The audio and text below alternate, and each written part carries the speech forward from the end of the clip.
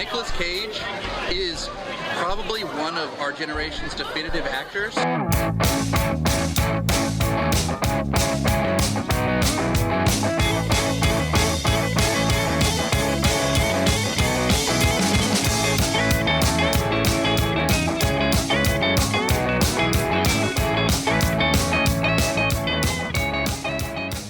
Hello and welcome to Cage Fighting. It's your main man Andy Gillard here. Hope everyone's good out there. Matt Guy here. Hope everyone having a good end to the month, or when is this released? Maybe in February. Hope everyone's having a wonderful February thus far. We're actually in February now. There's no excuse. You know what? All the days just roll into one on lockdown. We're in just lockdown 3. That's all you need to know. Yeah, it is difficult to keep up with it. And obviously, the third member of our party. Oh yeah, me. Gary Faulkner, USA. Yeah, well, I mean, that leads us straight into the film we're here to discuss. 2016's Army of One. Preconceptions of this film. Did we know about this film before? I mean, personally, I'd never heard of it until seeing it pop up on Cage's IMDb. Matt, are you in the same boat as me? Absolutely, and like it doesn't appear on any kind of Amazon Prime. Here's what you should watch next list. Like, I don't know what you need to be watching to have this pop up as a suggested watch. No, I hadn't heard of it at all. Stu? The opposite's happened for me now, though. I mean, it threw up 5 different Cage films that I again hadn't heard of after watching this one. So it's like the secret domain. And no clue. I mean, when we went hunting for it to see how we'd have to obtain this one, and I found it, and we've said it before, but I just burst out laughing at the cover. Just looking at him looking like a cowboy, I thought, this is great already. Yeah, well, there were 2 movie posters that I found. There's one which is a haggard-looking Nick Cage, where he looks a little bit overweight. Obviously, he's got the grey hair and beard, stood next to Russell Brand. Or there's the other one, which is Cage sat on a donkey whilst holding a samurai sword in front of an explosion, stood next to a dude who looked like Osama bin Laden. So, I mean, that kind of tells you this film is going to be a different breed, if nothing else, doesn't it? Yeah, absolutely. I mean, I almost ended up watching the 2020 Army of One that's come out, which nearly keeps popping up, which nearly caught me out. In the same way that when I first started to watch The Walking Dead, I ended up watching Waking the Dead. I'm thinking, when are the zombies going to turn up? Trevor Eve, though. Trevor Eve's great in there. And his daughter in Star Trek as well, to be fair. I've never seen Star Trek. What? I've seen the films. I've seen the films, the new films, but I've never seen the original stuff. Alice Eve? Oh, of course, yes. Yeah. She's Trevor Eve from Waking the Dead. It's his daughter. Amazing. Okay, I didn't realise that. So we've watched a few Cage comedies at this point. He has got comedy chops, hasn't he? He knows how to deliver on the comedic beats. So going into this film, I've got to admit, I wasn't worried. I thought actually he will do a good job. We know he's got this in his locker. Even if the films haven't always hit the mark, he's usually acceptable at what he does, don't you think? I think his comic timing is good, and his use of being able to not read the room, but I think he just knows his place with his character in a comedic sense. It's never, if it's over the top, it's because the scene demands him to be over the top, or the plot demands him to be over the top. I didn't worry that it was going to be shit because it's Nick Cage in a comedy. I thought it was going to be shit because I just looked at the poster. Stu, have you watched the trailer for it yet? I have now, yeah. And if I'd seen that trailer in the cinema, I would have been pre-ordering my ticket straight away. Because as we've already established many times, this is exactly my kind of film. And it's so stupid and so ridiculous. And you throw in Comedy Cage as well, which we have liked pretty much on the whole. So I was well up for it. So the only thing that we sort of knew going in is that Russell Brand was going to be the co-star in this film. I'm not a massive fan of his acts in general. I know there are some people who do like him, so obviously he does come from a comedy background. Matt, opinions on Russell Brand in general rather than just the film? Yeah, so Russell Brand as an actor, I'm not a massive fan of. You know, Forgetting Sarah Marshall stands out for me. I'm not overly enamored with him as an actor, but as a celebrity figure, let's say, or as like he's always on like Saturday Brunch or like things like that, or like the Celebrity Bake Off he was on, and he was absolutely tremendous. I think when he's not acting, he's actually very good as a comedy, as a comedian, let's say. I don't think as an actor he's quite got it though for me. No. First time I saw him was on Big Brother's Little Brother when he was hosting that on E4, and so I never watched MTV, so I never knew him in his drug days. But I've seen him live at the Civic. Me and Mark went to watch it, and it's the funniest show I've ever seen. He was absolutely superb, and he was. I mean, there's very hazy old camera phone footage somewhere that I'll find when he was running up and down the stage and doing his over the top stuff. But yeah, like I said, when he's being himself, is great. But his history in films, I mean, I don't mind Forgetting Sarah Marshall and St. Trinian's as well. That's not too bad. But it's not his strong point until now. The other name that I sort of know of is the director Larry Charles. He's a name I recognise from Curb Your Enthusiasm. He's directed a handful of episodes, but he's also the exec producer on that series. He's also directed the first Borat movie. So, like, neither of those films realistically need much in the way of direction. Like, Curb Your Enthusiasm doesn't need it. You've got Larry David on set. Borat is very much a case of you just let Sacha Baron do whatever the fuck he wants, and you're just there to film it. That's your only real job. The other films that he did were the Bruno movie and The Dictator. And I've got to admit, I thought both of those were really quite poor. So seeing this director's name on this did make me think this is probably going to be closer to the other two than Curb or Borat. I don't know. I haven't watched Dictator just because I thought if I went back now, I'd probably find it hilarious. But I like Bruno. It's obviously nowhere near Borat or Ali G in the house.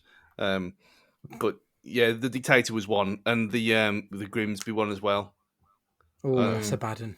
That was them two had no appeal to me whatsoever. So I mean, I went in knowing that this was Nicolas Cage with a samurai sword and Bin Laden. That's all. I didn't know Russell Brand or anyone else was in it. So it was a nice surprise that he just popped up.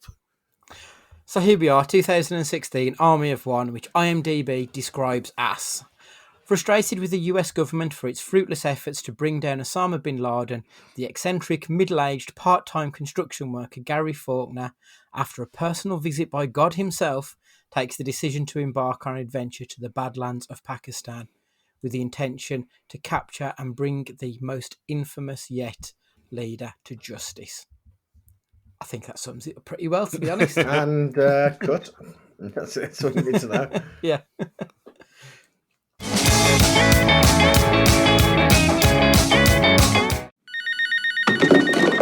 Wow, what's up, man? You who? Gary Faulkner. I had so many fantasies about you in high school. I must have gone through about 100 boxes of Kleenex. That is disgusting, but I'll take it. Hello, Gary. God? I've got a favour to ask you, Gary. Favor? I need you to go over to Pakistan and capture Bin Laden for me. Capture Bin Laden? We're talking about destiny, Gary. Yes! You and Osama bin Laden. That's crazy. No, I have a lot to do. I'm planning and training. Hey, man, I don't want to be that guy, but I'm pretty sure you can't sail to Pakistan. I'm sailing! Is this Pakistan? No, senor. Reason for visit? Taking care of business. So how do you like it here in Pakistan? Pakistan is very, very beautiful. I love America, so we're even. I love America, too. What's this? An American's at loose in the slums of Islamabad. He's searching for Osama bin Laden. He's obsessed. Hello. Damn it! You afraid of anything? Does anything scare you?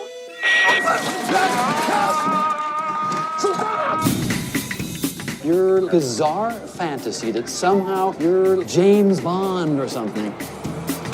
Ah, God damn it! You see that motorcycle? He's gonna lead us to Osama bin Laden. Are you serious?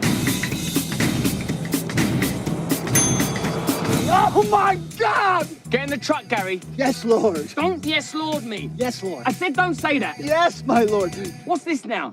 What's it? It's not Aladdin. I'm not a genie. Welcome, Al Qaeda Crips, to my cave. My name is Osama bin Laden. But this is my homies on the left here. This guy here, he make them white boys tremble, so we just call him Milkshake. The film begins with God talking to a young Gary Faulkner. That's Cage's character, but isn't in it just yet. He's telling him that one of his bullies is going to become a meth head, and that the stick he is carrying is actually God's sword that he has bequeathed him. Cut to the modern day. Before we go any further, Wig Watch. Is that his natural hair and he's dyed it? Is it? Do you think he's actually going grey? What are we thinking with it? I've never seen him grey before, so No, neither have I. If it is, it's an excellent wig for a change. Because it does look realistic, but at the same time, you cut to what we talked about earlier in the week with the history of swear words and his hair in that, where it looks like it's sprayed onto his head, and that's only 4 years after this. So I'm kind of inclined to believe that is his actual hair, even if if it's dyed for effect, and his beard as well, which looks real. So for this one, I believe it is real. Yeah, it might have a weave in there to make it a little bit longer, but yeah, I'm thinking it's probably his natural hair. Faulkner is having some dialysis, and he's sat there next to two others whilst his motor mouth is going off, spouting some conspiracy theory bollocks in a high-pitched squeaky voice. It was unsettling, shall we say. Clinically speaking, he's as sane as you or me. But you be the judge. Worst part of having this bad kidney, getting dialysis 3 times a week, is they won't let me eat chicken wings. Man, this country makes the best goddamn chicken wings in the world. Now, I haven't seen the whole world. I haven't tasted the chicken wings in Africa, but I'd be willing to bet the right ball on a broke-dick dog that no place makes better wings than they do here. Some other reasons America's the best country ever: fastest cars. Now, some douche nugget pointed out that the Italians and the Germans make faster rides on account of their Ferraris and their Mercedes. Well, I'm talking about non-fascist automobiles. Also, I'm pretty sure more people kick ass here than in any other country. I mean, some people claim that you can't quantify kick acidness. Those are usually people whose asses have been recently kicked. What is crazy? I mean, is crazy bad? Wasn't it crazy to believe all men were created equal? Wasn't it crazy to believe in life? I mean, I think we have to ask the question now: is this accent Trapped in Paradise levels of terrible? Oh, well, it is Dana Carvey, isn't it? At first, I was exactly the same. And yet again, I had to think what you were even talking about then, because that film, again, has gone from my mind. But yeah, it was not... I know we're going to skip ahead. Everyone should have seen it by now anyway. But when you actually see the guy who it's actually based on, who it's an amazingly a true story, it's taking off him, and that's his voice. So retrospectively, giving him a pass for it. But at the time, I do think this is ridiculous. It is annoying. Like, it's a decent... I don't want to say impersonation, that's not the right word. But... So the essence yeah, of... it's a good, homage, but it's still fucking annoying. Incredibly annoying. After the dialysis, Faulkner is sat in a bar with his two mates. They're watching the news, discussing the hunt for Osama bin Laden. Oh, I was so tempted to do an impression of them, but I'm not going to. Government clones, they're botching up the plan to get bin Laden. I'd go in there and boost that fucker out there from under their noses. A Marine overhears Faulkner bad-mouthing the armed forces and tells him to shut up. Faulkner pulls out a 10-inch hunting knife,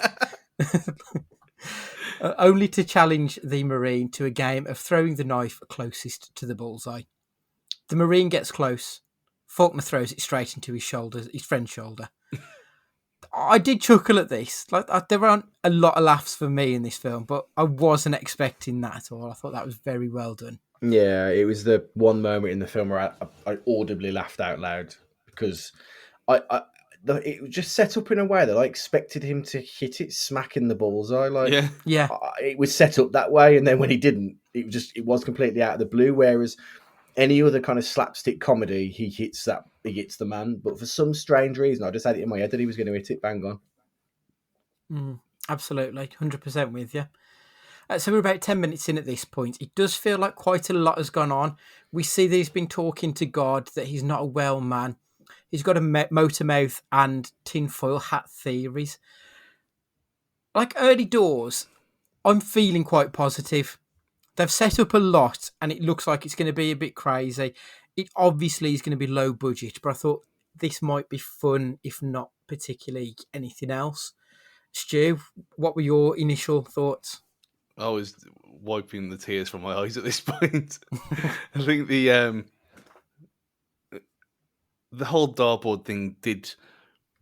I mean, the first time. I mean, let's put this out there that this is the first one in 6 months of doing this that I've watched twice since we said that we were going to talk about it because I loved it so much the first time round, and with a sensible head, it's probably not as funny as I thought it was, but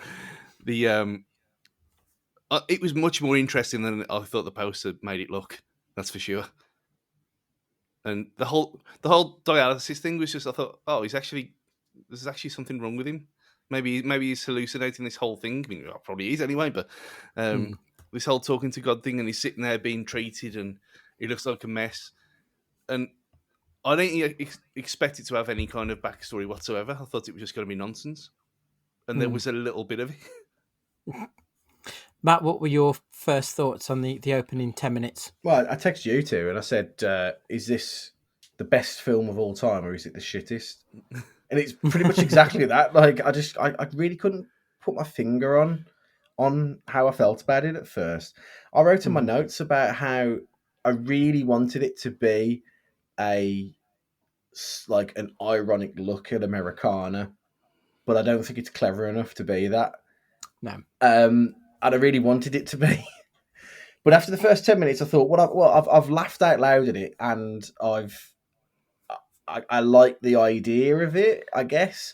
But I wasn't. The jury wasn't out yet, at least at the start. The following day at work, Faulkner is wandering around, spouting nonsense to whomever is in earshot. Why would you buy a shower head from a country who don't take showers? Don't buy that toilet. That toilet was made in Africa. That toilet was made by pygmies and they take small shits. I don't know what you're putting up, but that ain't going to hold it. Why would you buy a shower head from a country that doesn't take showers? Don't buy that toilet. That toilet was made in Africa. Pygmies made that toilet, and they take small shits. Your turd, your potty, your poo, as it were, won't make it past the flusher. Yoo-hoo! Now, seriously, why would you buy a faucet from a country in the midst of a drought? I don't know what you're putting up, but that ain't gonna hold it. I want you to trust me because I'm probably the only person in this whole store that'll tell you the truth. Now, if you need anything at all, you call me. I'm Gary Faulkner, your go-to handyman. Again, like, I was chuckling along like this is ridiculous. But whilst he's at work, he sees Marcy Mitchell, and literally the first thing he says to her is that he had a crush on her at high school and that he wanked himself silly over her. Listen, you've got to take your shot. You know what I mean? If that's we're past dating now. You know, in the same way, that might just be how people do it these days. You just don't know. Maybe. They agree to a date, but she says that only if he can find her. She doesn't give him a number or an address or anything like that. Just the instruction that he needs to find out if they're going to go on a date. What the fuck? During the next bout of dialysis, God speaks to him once again. He asks him to capture Osama bin Laden.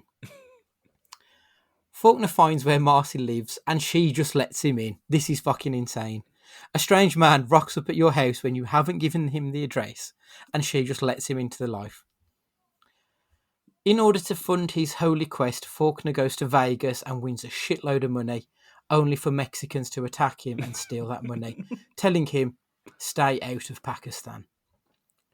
Faulkner wakes up the day after telling his friends that he's lost all the money. And they remind him, no, you haven't been mugged. You actually lost all of it when you got to the tables. He was just having hallucinations brought on from his dialysis. I think this broke the film for me. Because at this point, I immediately thought, we can't believe anything in this movie. Because we know he's an unreliable narrator. We know he has hallucinations. So do any of these actions, did they actually take place? I don't know what it was, but I don't know if maybe that reveal needed to come a little bit later, personally. I don't know what you two think about that. There was a perfect place for it to be revealed. And it's about 15 minutes from the end. I mean, you would have probably got it anyway, and I would have been oblivious as usual. But even so, yeah, that was when it was the Mexicans taking the money from him. I thought this is getting better and better. And I did have the same kind of thought of you as well. That I was kind of disappointed when they said no, it didn't happen. Matt, how did you feel with the unreliable narrator motif coming in this soon? I didn't think too much of it really in terms of knowing like what it's going to give away towards the end. I saw it at the time as okay, well this might be a little bit more interesting than on actually that it might be a bit more off the wall than I anticipated originally. Like it might go down the line of when I think it's in the Tenacious D movie where Jack Black eats magic mushrooms, put it like that. It might go like down that line as opposed to anything else. I wasn't as invested in it though, like worrying about how it's going to ruin it. Like I didn't put my heart and soul into this film, like thinking about like I would if like someone ruined the end of The Sixth Sense, for example. Okay. After losing the money, he goes to speak to his doctor and he tricks him into giving him $1,000. He ends up getting a boat and tries to sail to Pakistan and somehow ends up in Mexico. He realises that sailing is a bad idea for someone who has no idea how to sail and who can't swim. So he decides to glide into Pakistan instead with his katana blade. When Faulkner goes to get the hand glider, he goes to the local sports store and knocks over the kayaks. That's the second laugh of the film for me. And then they're talking about cutting it up, and you can't cut it up into pieces. It has to be like this. And you see, got the whole. When there was the section where the harbour parking warden comes over as well before he tries to sail to Pakistan. Mm. That got me giggling as well. Again, for no reason whatsoever, just because it was stupid. And the whole thing of him just standing there and he can't even say the name of the sail properly. But again, when he was on the boat, I was thinking, is this another one of the dreams? Yeah, same. Faulkner goes to Israel with his hang glider and samurai sword on the plane and jumps off a mountain. We next see him at Marcy's. He makes a really nasty comment about the kid being a cripple. He obviously doesn't mean it, but the words he uses, I think, were really quite nasty, to be perfectly honest. And I think we get a couple of these moments where, he's referred to this young girl who's got cerebral palsy as a cripple on a couple of occasions. There are other moments, like he just randomly turns up at a woman's house where he's not even supposed to know where she lives. He starts repairing a ramp and doesn't get round to fixing it for ages, even though this young girl needs this ramp. He comes across as a bit of a prick, I think. It's not like he's someone who's just out of his depth. He seems like a bit of an arsehole. I found it quite difficult to root for him, to be honest. Yeah, he's not like a lovable rogue or like a dim-witted, lovable idiot like Mr. Bean or something. He's actually just a bit of a cock. Though the most entertaining parts of his films are his one-on-one interactions, like at the airline security baggage desk and the sports store and things like that. That was probably his most entertaining parts, where he's getting frustrated and you see his angry side. But it's hard to you start to feel any kind of empathy for the guy. I know maybe you're not supposed to. Maybe we shouldn't be looking at it that deeply. But he's not a very likable character. I just thought he was a bit thick, and he just don't know what he's saying. I mean, it's already kind of hint. I mean, the fact that he's going to Pakistan to get Osama bin Laden in the first place, saying that the mark of a sensible man, is he?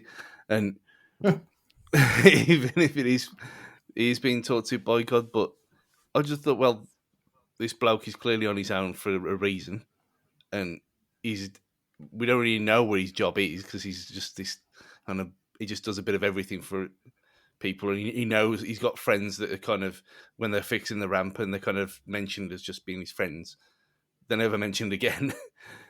But he never seemed to be any malice in it. He just didn't know what he was doing. He was just a bit stupid. The other thing I didn't like at this section, like there's no narrative structure to this film. It just jumps all over the place. And I don't know if that's down to the hallucinations or what, but if it is down to the hallucinations, we don't get told they're hallucinations. So did he actually jump off the mountain in Israel? Because he just ends up straight back at Marcy's seemingly the next day. There's no transition from going from there. I found that really bizarre, and I don't know. I just really struggled with it in these parts. I mean, he could have quite easily got on the hang glider in the shop and fell down and broke his leg, thinking that he was in Israel. Yeah, there was an element for me, and I know it's like, why live low so relentlessly in the real world, Matt, kind of things. But he has to lend $1,000 to get a boat, but they can get flights to Pakistan here, there, like 2 or 3 times, like quite easily, and have the money to go on a trip and have all his money like stolen when he's out. Like, there's just something I was like, are they just saying like just suspension of disbelief and that's fine, or actually is it more clever than I think, and it's because none of it's actually happening? Yeah, I know exactly what you mean. It's pushing it a little bit too far, I think, personally. Next, Faulkner tells Marcy that he loves her, but she resents the fact that he is obsessed with getting bin Laden. Faulkner decides to settle down with Marcy. As soon as he does this, though, God comes to him again and threatens to destroy him if he doesn't get back to it. Like, okay, so I know we've said before this that you're not really big fans of Brand as an actor. Has anything about this film changed your mind? What did you think of him in this? Personally, he didn't really do anything. He just seemed to be Russell Brand, but on film. That's why I liked it, because he wasn't acting. He was just pissing about. Yeah, there is an element to that, actually. So I refer back to in Bake Off, where they asked to do like a cake about like the happiest moment of his life with like loads of biscuits or something, and he did like the birth of his child, like including like biscuit formed labia. He basically did biscuits of his wife's vagina in the birthing pool. We did it with such a straight, like focused face, and he did exactly that in this. And I found it really like quite entertaining. His delivery of like when he's talking about, you know, he's a sweary God, and that's always going to be funny, I guess. Like, he's not God like the Almighty, you know, like the caring, loving God that the you know, other publications will have you believe. I think he was okay in it, to be fair. He didn't detract from it, and with how we'll talk about the film when we judge it at the end, he certainly couldn't have made it any worse. So Faulkner has to get a visa from the government to enter Pakistan to capture bin Laden. And that is exactly what he tells the person who is giving the visas out, that he's going to capture bin Laden. I mean, that's not going to happen, is it? Faulkner manages to get to Pakistan. He's running around with his sword, threatening folks, getting mugged, and getting pulled into a CIA plot. I just feel like everything we're watching at this point is a hallucination. I don't buy a single second of what's going on. And I also feel a little bit mean watching this film at this point. Like, Gary Faulkner isn't a character of comedy. He's a man who is actually ill. Like, this is a dude who has got some serious mental health issues. This isn't I just don't find it funny to be laughing at someone who, like, there is clearly much more at play than what is going on here. It doesn't sit right with me. Well, you say one man's mental health issues is another man's religion, so You don't know, do you? It's one of them things. When you kind of, I'd never heard of the bloke either before this film and his appearance at the end in the credits, but he's made his money off it, so he can't be that mad. I do, yeah. I think there's an element for me that when they showed his appearances, and then there's that little thing saying he's going to use the proceeds or the profit or his the rights to this film to fund his trip to go out again. I did think to myself, there probably has been an element, quite a high element of consultation with him. I don't think they're going to be as callous as to to be doing this without the blessing of the guy. I mean, as far as I'm aware, there's not a book about it, or it's like there's no film rights that have to be sold anywhere or anything like that. If I was him, would I be really offended by the film coming out? I reckon he probably would see it as a I don't know. He looked like he was in his element as a celebrity when he's on those brief cameo bits at the end. It's probably a justification, isn't it, of what he's done? Is that he's got this film off it. He's got Nicolas Cage to play him in a film. So, however mad he is and however mentally ill he is, like Matt said, he's going to have some input into the whole thing, and it is based on his story. So, I don't care really. And I think he's either really deluded but he's harmless, or he's an incredibly clever bloke. I don't think there's any in between. I think he's probably the former rather than the latter, personally. Whilst talking to God in Pakistan, he blacks out and then wakes up whilst he's mid-hand gliding directly into Bin Laden's cave. Whilst there, they have a conversation and they're both attached to their dialysis machines. Then they have a sword fight and he wakes up in a hospital with the CIA agents. Obviously, he didn't find Bin Laden and he gets sent back to the US. When he arrives back home, he becomes something of a local celebrity. And this is where the third laugh of the film comes. When they're asking Gary about a film, he says, "Don't I look like Nicolas Cage in Con Air?" To chuckle at that. Hollywood called and they want to make a movie about the G. And they said, "Who do you want to play? Clint Eastwood or Dan Aykroyd?" And I thought, I don't know. And then they brought up Nick Cage. And I said, "Nick Cage in Con Air. Don't you think I look a little like Nick Cage in Con Air?" Whilst back home, Obama announces that Bin Laden has been killed. Faulkner has a breakdown. He says that it's a lie and that he's going back to Pakistan to find the real Bin Laden. Marcy asks him to stay. He gets on a plane to Pakistan only to realise that he wants to go back to Marcy, so he returns home. The film ends with some news clips of the real Gary Faulkner.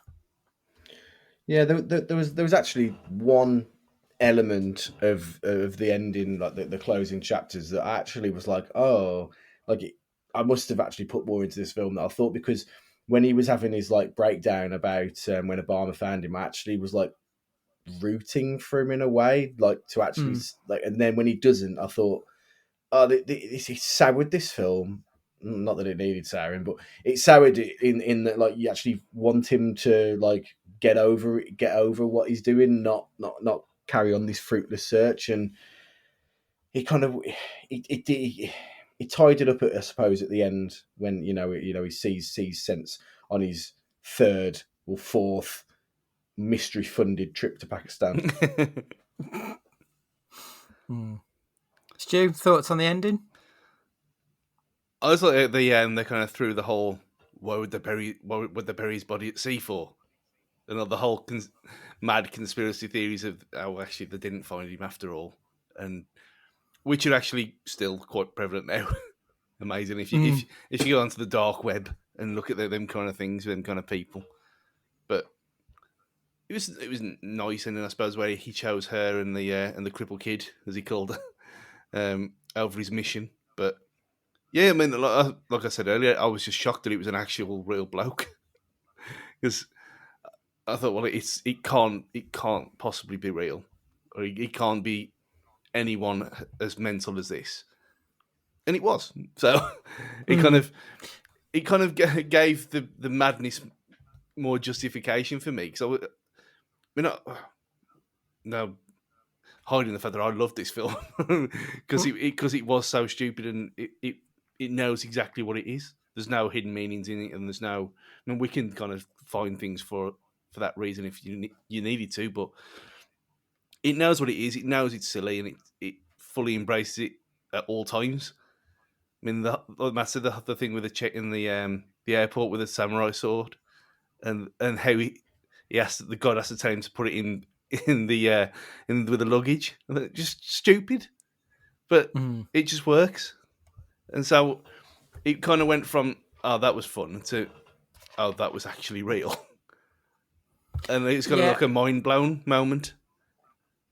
I think that was what I say with it for me, is when it turned out that it's based on true events, because it just made me feel sorry for this guy who realistically probably needs to be in a hospital to keep himself safe, let alone other people. But I don't know. Different strokes for different folks.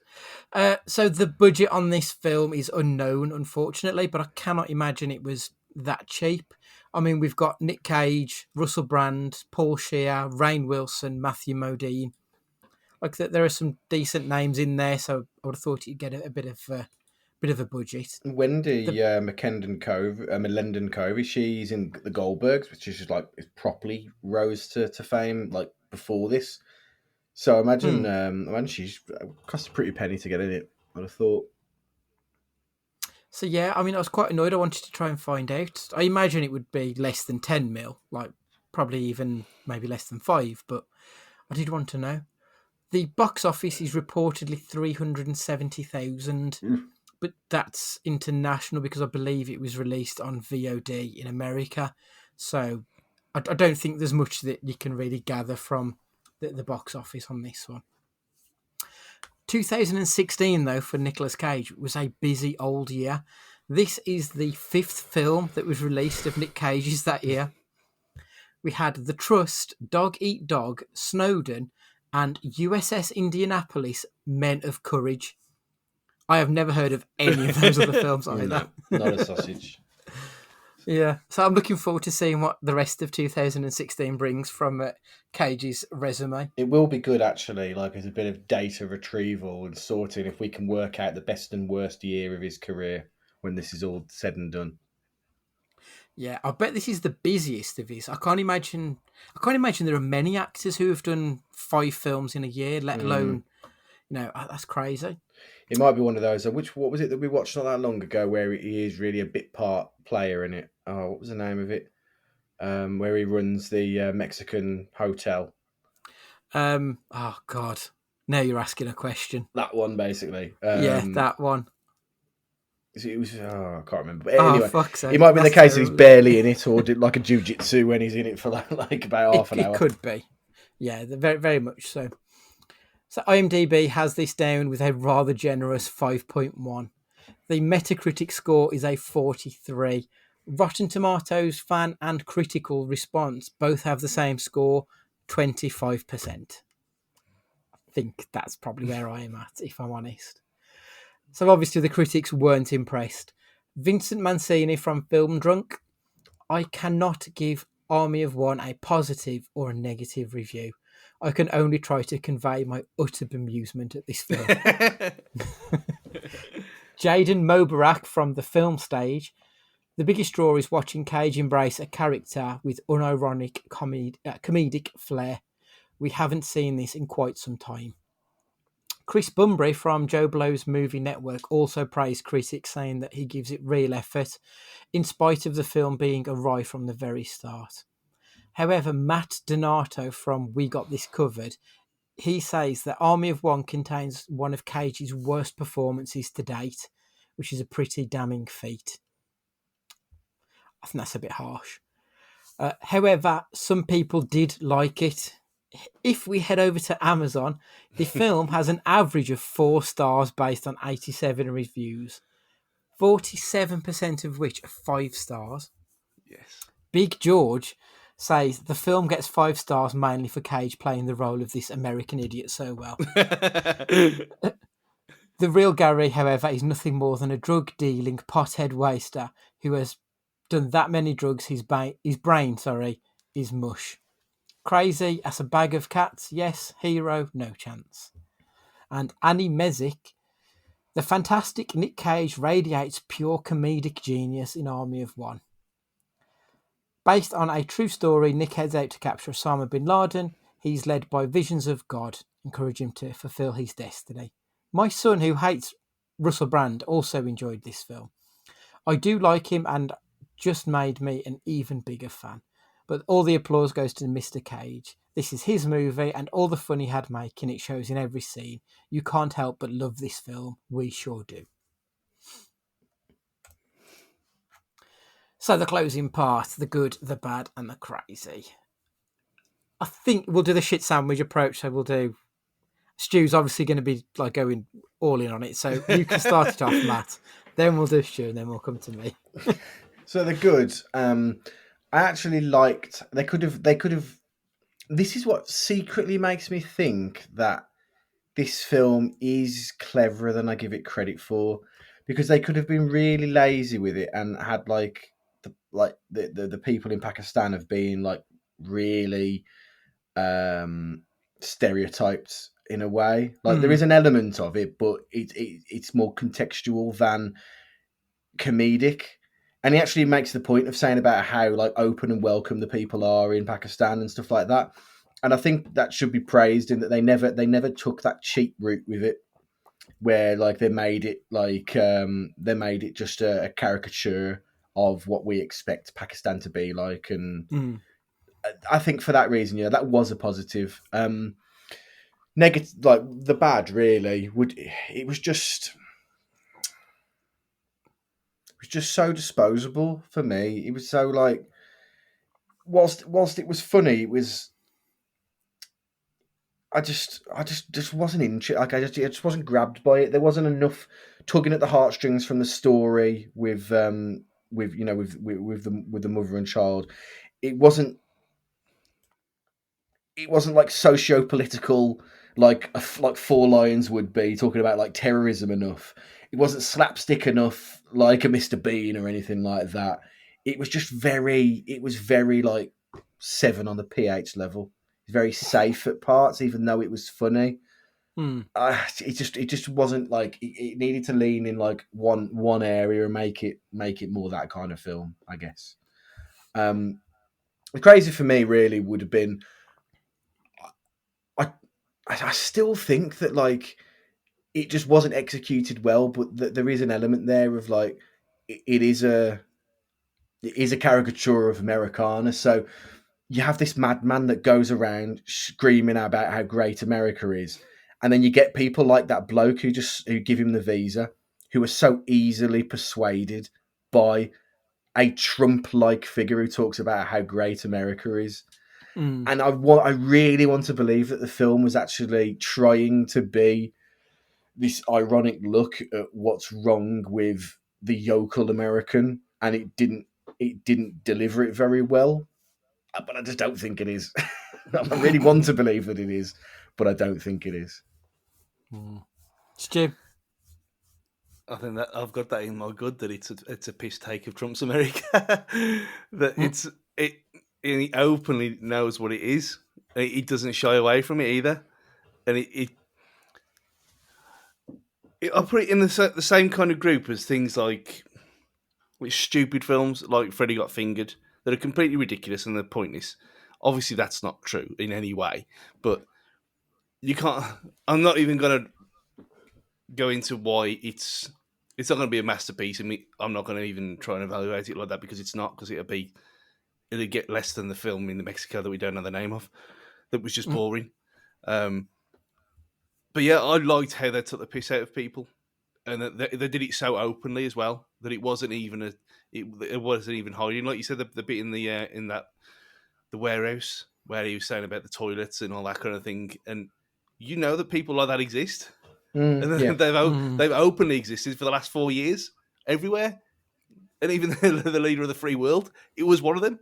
So this was made before he got in term in serving his 4 years anyway. But even so, I just thought it was spot on for people like that. I mean, the bad, like we already mentioned, there was parts of it that the hallucinations thing. If that had been left till the end, it would have been much funnier. Because it could have been, well, this is just, how can this possibly be a true story? You know, it's hang gliding into Pakistan and boats to Mexico and being robbed in casinos and all this kind of thing. It could have just been a long line of different capers. And you think, okay, fine, on to the next one. What else is going to happen? But then when you get at the halfway point, when you think, well, no, we know that some of this is not real. I was kind of second guessing it, but that was only the second time round of watching it. The first time round, I was just pissing myself. But the crazy, that accent, because to go from hating it to then realising that it was actually a kind of parody homage to an actual real person. He hasn't done that. Well, what we've seen so far, he hasn't done that before. He's always had, for the most part, the same his normal generic accent that he was born with, other than bad Italian in some points. So I just thought, just to keep it up, and he didn't really waver either. He kept in character. I thought that was superb. Okay. For me, my good, I thought there was some really nice camera work in this film.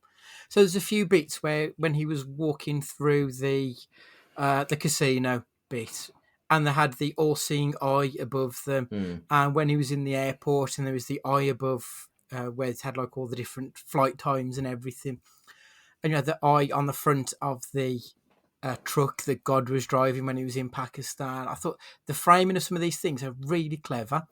And there was one bit where he was in the bar and he was with Paul Scheer's character. And there's a bit where I think Paul Scheer goes and Nicolas Cage leans forward, and all you can see is the outline of a beer sign in front of him that is shaped like a halo that frames his head perfectly. So there was some really little things like that. I thought, this is obviously done by someone who is a competent film or cinematographer. It was really well done. The bad. So on Kermode and Mayo, they talk about how a comedy needs to pass the 6 laugh test in order to be considered a comedy. Not necessarily a good comedy, but if it doesn't get 6 laughs, you can't call it comedy. And this didn't get that. It barely made it halfway to 3 laughs, to be perfectly honest. It needed to really dial up the laughs, personally. And I also thought the narrative structure was just terrible. It was all over the place. Like, we know it's based on real events, but we can only judge what we're presented on film. And we saw it going from one extreme to the other, from real life to the dream sequences, and it was just an incoherent mess. I couldn't warm to it. I'll put that in mind as well, actually, because there was no sense of time in a lot of it either. That was a bit. It pissed me off a little bit, I suppose, because, like we've said, where he goes from hang gliding and then he wakes up in the yard. Well, then it cuts to him in the yard with the cast on his leg, and then the cast immediately. Then the cast is off his leg and he's on another flight to Pakistan again. And like, you think, well, what's that? 6 months, 6 weeks, something like that. Who knows? There was no. All it needed was 2 weeks later or whatever. Yeah. Even for some kind of comic book thing that we had in Jiu-Jitsu, just to show the transitions, that would have been better than nothing at all. So that I'll put that back into mine as well, because that was annoying. And obviously the crazy, this is based on real events. I just can't fathom it. It's ridiculous. Ultimately, I don't think he's the right man to base a film around, because he doesn't feel like he's a hero. He feels like he's someone who's mentally ill, who needs help. But that's just me. So, did you enjoy this film, Stu? Yeah, loved it. Watched it twice. I knew what it was. It knows what it is for the most part. So, if you're in a silly mood, then put this on. If you had a bad day and you want something to cheer you up, then don't watch this. That's not what this is for. But if you're in a silly mood, then yeah, absolutely. 2 footy, dive in. Matt, did you like it? I didn't find it terrible. Like, my answer is no if it's a yes or a no answer. but it's it's not one that I'm going to tell people to avoid like the plague. I'll probably say you should probably watch this once and like get it out your system. Of course, we want people to watch it for the purposes of this podcast, but because we've got to have a yes or no, I'd say no. But it's not troubling my top 5 or my bottom 5 list. Put it that way. Yeah, I'm exactly with you. The same. I don't dislike it, but I don't particularly like it either. It's not a good film. That's all I can say. It's celery, basically. Yeah. I don't dislike celery as a food, but I'm not going out my way to eat it. No, I'd completely agree. And I think knowing that Nick Cage doesn't particularly like this film very much helps me come to that same conclusion. So he told a reporter from the New York Times that the film was a disappointment because Larry Charles didn't get the final cut on the movie. Basically, the Weinsteins kept him out of the editing suite and they edited the film together. And that's why it feels very uneven, because it's not the director's vision on screen. And I feel that you can actually see that when you watch it, personally. That makes sense why it's so disjointed then.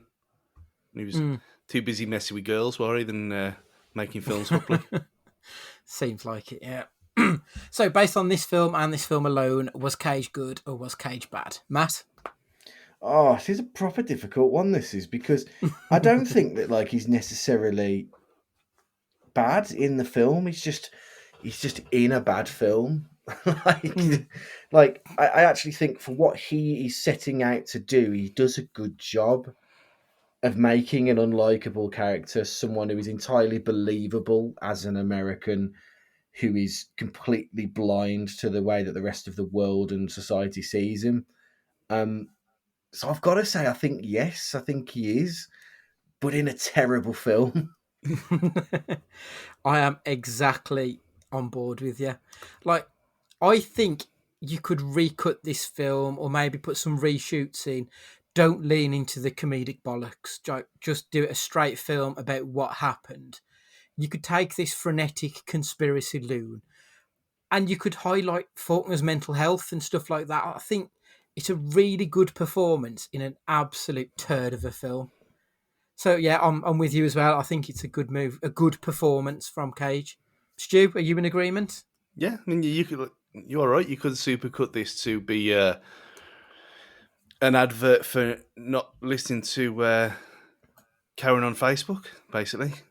It'll work perfectly because I ain't seen a performance like this from him before at all. I think he was great. You believed it, and that's all you can really ask.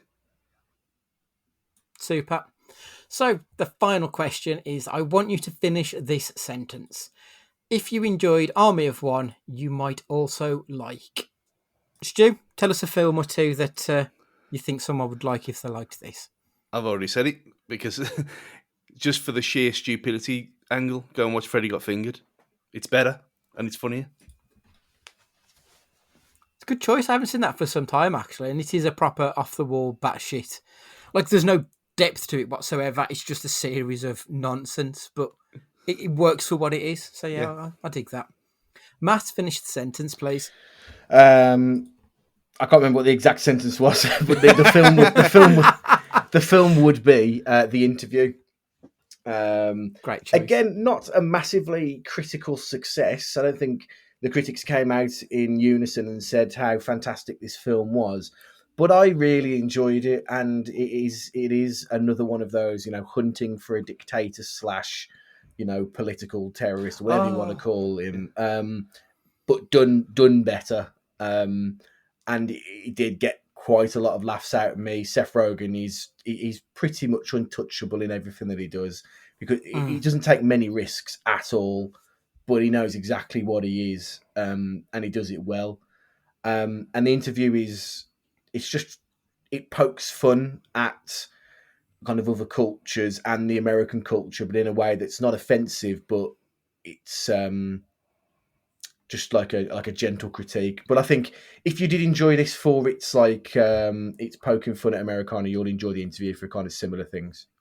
Yeah, I'd agree. And I'd agree on Seth Rogen. I love Seth Rogen. I will watch him in anything. He's great. And we've got a live update from Dean saying Army of One. ... What the fuck? So it looks like he's followed our tweet and watched along in preparation for this podcast. So good Wednesday homework. So people listening to this, every Wednesday that we're going to be doing a picture pod, we're going to be giving you the update and the reminder to watch the film ahead of time. So do your Wednesday homework, people. Yeah, I think that's a great idea. So for me, I've gone for a slightly different route. I've gone for the comedic true story element of things. I've got an honourable mention, which is a film called The Big Sick. Don't know if you've heard of that one. Great film. Yeah, so I like Kumail Nanjiani. I think he's fantastic. And it's about his relationship with his now wife. When they first got together, she got really ill and nearly died. And that was when he first met his in-laws, was when she was in hospital. And there's a fantastic, like the best 9/11 joke I've ever heard. So it's worth seeing it just for that. It's brilliant.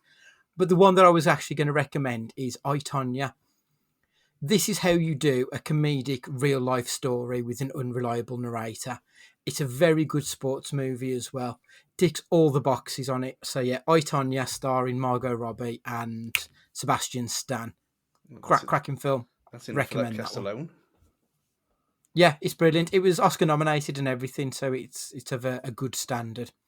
Really good. So that's another Nick Cage movie in the record books. If you've seen Army of One, or any of the other films for that matter, drop us an email or send us an MP3. Let us know what your thoughts on the film are. It's cagefightingpod@gmail.com. Make sure you've got us on the Twitter as well. That's @cagefightingpod. This is where we put out all our calls for your questions, or we do polls asking, or as Matt's pointed out, we're going to be telling you what you need to be watching in order for preparation for the picture pods. Obviously, you're listening to us now, so make sure you've hit that subscribe button to ensure you don't miss a darn episode of our Question Cast, Picture Pod, or our Uncaged bonus specials. Whilst you're subscribing, please leave us a review. It would really help, as it helps get our name out there, and that's what we want. And finally, just thank you for giving us your time this week. We really do appreciate it. If you can tell your friends and loved ones who also like podcasts and like films, they might enjoy what we do, and we would be very, very grateful. So for this week, Matt, would you like to say goodbye? Take it easy, guys. Look after yourselves. Stu, would you like to say goodbye? Shit happens, Gary. Goodbye. And it's goodbye from me. And remember, pygmies do small shits.